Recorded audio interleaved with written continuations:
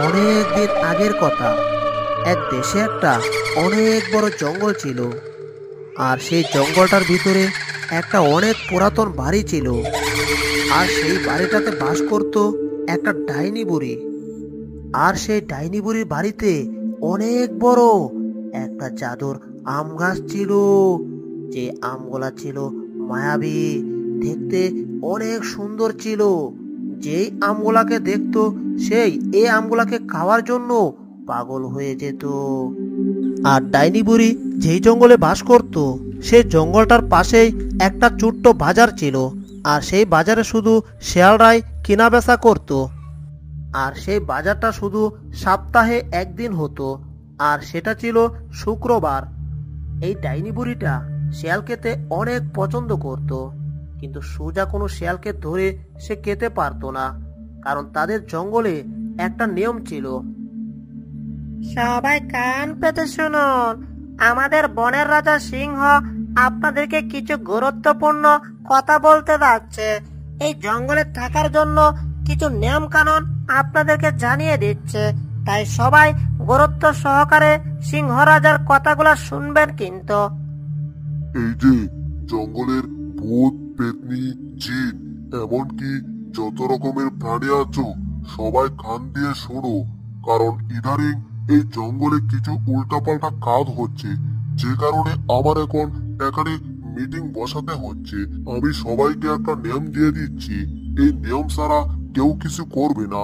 আর নিয়মটা হচ্ছে যে তোমরা কেউ কারো বাসায় যাবে না, কারণ কেউ যদি কারো বাসায় যাও তাহলে কাউকে কেউ খেয়ে ফেললে তার জন্য কেউ কৈফিয়ত দিতে পারবে না। তার মানে আমার কথাটা বুঝতে পারছো তো, যে যে যার বাসায় থাকবে, যেখান থেকে মন চায় সেখান থেকে শিকার করবে, কিন্তু এই জঙ্গলের ভিতরে কোনো শিকার চলবে না। জঙ্গলের বাহির থেকে শিকার করে এনে এই জঙ্গলে খেতে পারবে। আর যদি কেউ ভুলে অন্যের বাসায় চলে যাও, তাহলে সে যদি তোমাকে খেয়ে ফেলে তাতে কোনো সমস্যা নাই। এই নিয়মটা তোমরা ভালো করে পালন করবে কিন্তু, আর তা না হলে তো বুঝতেই পারছো যে অনিয়ম করবে তাকে আমি খেয়ে ফেলবো। আর এ কারণে ডাইনি বুড়ি কোনো শিকার করতে পারে না এই জঙ্গলের ভিতরে। তাই ডাইনি বুড়ির ওই যে জাদুর আম গাছের আমগুলা ছিল, সেই আমগুলার মাধ্যমে সে শিকার করত। আমি হচ্ছে ডাইনি বুড়ি, আমার মাথায় তো কোনো বুদ্ধির অভাব নেই, আমি তো বুদ্ধির সাগর। আমার গাছ থেকে আম পারবো, আর সেই আমগুলাকে আমার জাদুর মাধ্যমে কন্ট্রোল করব। এই আমগুলা যেই খাবে সেই মায়াবী হয়ে যাবে, আর এই জঙ্গলের ভিতর ধীরে ধীরে আমার বাসায় চলে আসবে। আর আমার বাসায় আসলে তো আমার খাওয়া হবে, আমি তাকে গপ করে ধরবো আর গপ করে খেয়ে ফেলবো। এরপর ডাইনি বুড়ি জাদুর আম গাছ থেকে জাদুর আম পারলো। এরপর সেই জাদুর আমের মধ্যে তার জাদু দিয়ে দিল, আর সেই আমগুলাকে একটা ঝুড়িতে করে, আর সেই আমগুলাকে ঝুড়ির মাধ্যমে বাজারে নিয়ে গেল। আর বাজারে গিয়ে বাজারের এক পাশে বসলো, আর বাজারের এক পাশে বসে ডাইনি বুড়ি বলতে লাগলো, গাছের একদম পাকা আম, পাকা আম। যদি কেউ খেতে চাও, কিনতে চাও, আমার কাছে চলে আও। আমের মধ্যে কোনো কেমিক্যাল দেওয়া নেই, একদম গাছের পাকা আম আমি গাছ থেকে নিয়ে আসলাম। যদি কেউ খেতে চাও, নিতে চাও, আমার কাছে চলে আও। আমের দাম একদম কম, একদম কম, সীমিত সময়ের জন্য। ডাইনি বুড়ি যখন আমগুলা বিক্রি করার জন্য আমের বিষয়ে বিবরণ দিচ্ছিল, আমের বিষয়ে সবাইকে বলছিল, তখন সবাই আমগুলাকে দেখে মুগ্ধ হয়ে গেল।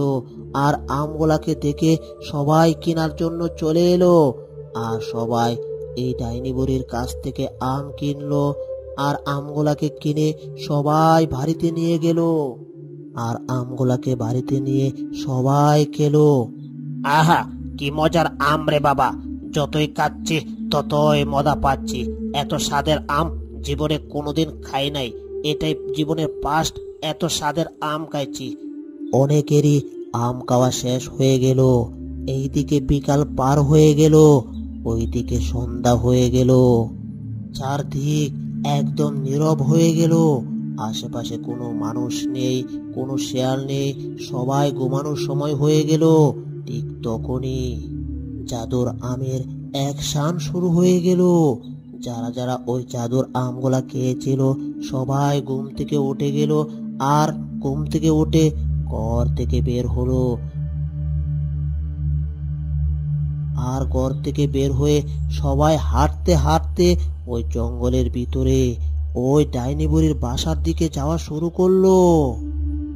আর ডাইনি বুড়ি তখন দেখতে পেল যে তার বাড়িতে চারপাশ থেকে শিয়ালগুলা আসছে, যাদের কাছে সে ওই জাদুর আম বিক্রি করছিল।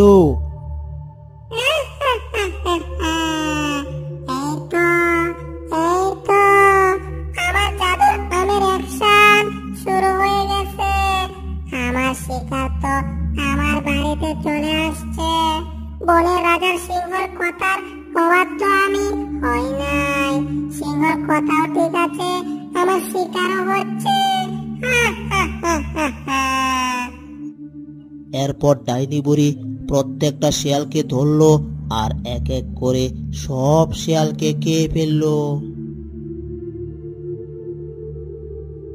আর এভাবে জাদুর আমের মাধ্যমে এই জঙ্গলে যত শিয়াল ছিল সব শিয়াল সে কে সাফ করে দিয়েছিল।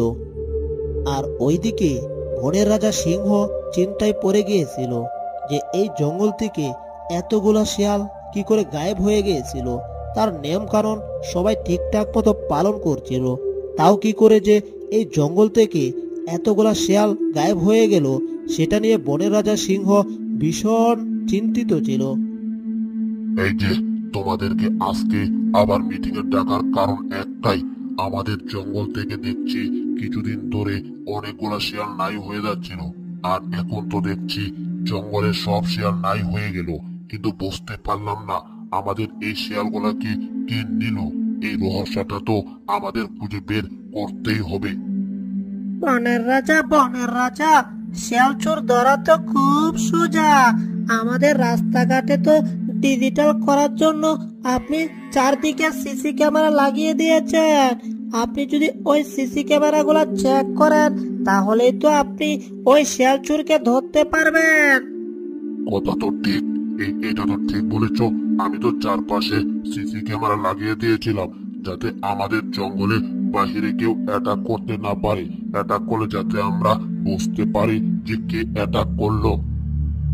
আর এই মিটিং এ তো ওই ডাইনি বুড়িটাও ছিল। ডাইনি বুড়ি সব শুনে ফেলেছিল, কিন্তু ডাইনি বুড়ি বলে গেছিল যে সিসি ক্যামেরা এই জঙ্গলে আছে। এখন সে কি করবে? তাড়াতাড়ি এখান থেকে মিটিং শেষ হওয়ার আগেই ডাইনি বুড়ি চলে গেল। কি ব্যাপার, এ তো দেখি ভারী বেয়াদবি। আমার তো মিটিং এখনো শেষ হয় নাই, তার আগেই ডাইনি বুড়িটা এখান থেকে চলে গেল কেন?